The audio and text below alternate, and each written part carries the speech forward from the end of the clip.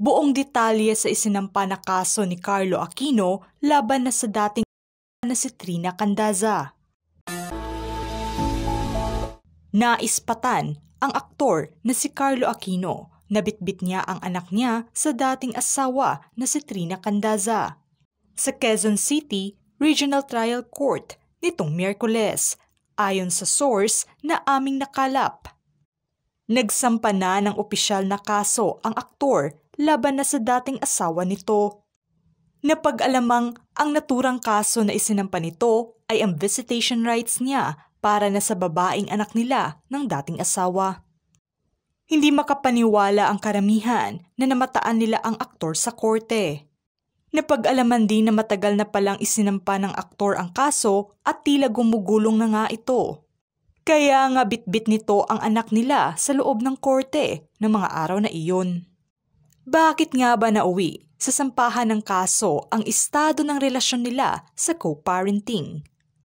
Kung matatandaan, nitong taon lang, buwan ng Enero, nang naglabas ng pahayag si Trina na hindi umano niya ipinagdadamot ang anak niya sa aktor. Bukas umanong makakadalaw ito at makita ang kanilang anak matapos ang mapait na hiwalayan. Binasag nga nito ang katahimikan, kasagsagan ng nooy napabalitang may bagong karelasyon na ang aktor. Base naman ito sa mga naging sagot ng aktor sa kanyang mga panayam noon, na mula pa nakaraang taon ay hindi na niya nakikita ang anak na siyang pinabulaanan naman ni Trina na aniya walang katotohanan ang mga pinagsasabi ni Carlo. Tinutukoy nito ang mga balita tungkol na sa kanila na hindi niya raw pinapahiram ang anak nila at ang pagbibigay umano ng sustento ng aktor para sa anak nila na hindi naman totoo. Nilinaw pa nito na silang dalawa ang bumubuhay sa anak at hindi angkop na sabihin umano ng aktor na ito lamang ang bumubuhay sa kanila. Nilatag pa nito noon ang pagsisikap niya na maitaguyod ang sariling negosyo nito simula nang maghiwalay sila ng aktor. Puspusan nga ang paghahanap nito ng raket upang may maibigay lamang para na sa pangangailangan ng anak nila.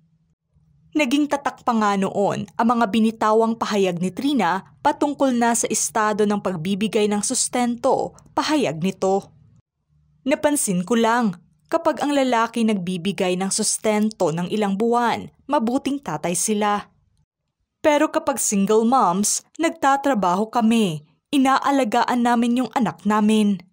Kapag may sakit yung bata, kami. Pero for once na may mali kaming magawa, masamang ina na kami.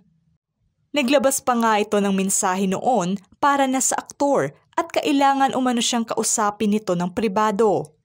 At huwag idaan sa publiko ang problema nila sa co-parenting dahil bukas naman siya na pag-usapan ito.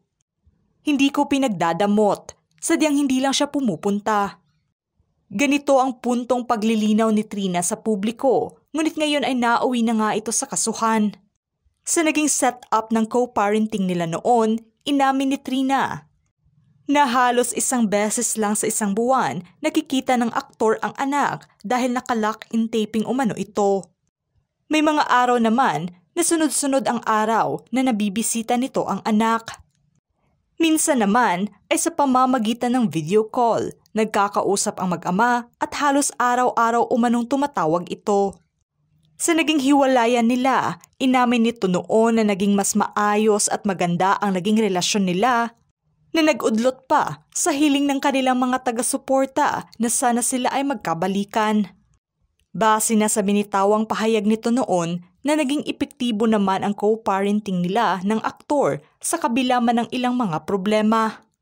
Inilahad nito na okay lang kahit mahirap basta magampanan umano nilang dalawa ang responsibilidad nila para na sa anak.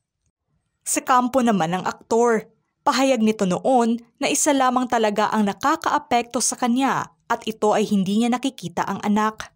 Nag-reach out naman ito ay wala namang sagot itong nakuha galing na sa dating partner. Base na rin sa aming source na isa sa mga posibleng rason kaya nagdemanda ang aktor ay sa kadahilanang hindi raw pinapayagan ni Trina na dalhin ng aktor ang anak at nais lamang nito na ang aktor ang pumunta sa condo unit nila. Nagsama nga ng 3 taon ang dalawa at taong 2020 nang isilang ni Trina ang anak nila at taong 2022 nang kinumpirma nilang hiwalay na sila. Samantalang nakaraang mga araw lang nang ipinagdiwang ng mag-isa ni Trina ang 2 kaarawan ng anak niya sa aktor. Hindi nga naispatan ang presensya ni Carlo sa selebrasyon ng mga araw na iyon. Mag-isang pinasalamatan nito ang lahat ng mga bisitang dumalo sa kaarawan ng kanyang anak na siyang dinaluhan naman ng mga kaibigan nito sa showbiz tulad na lamang ni OG Diaz at JC Santos. Sa opisyal naman na pahayag ni OG Diaz na sinubukan daw ng aktor na makahabol sa kaarawan ng anak.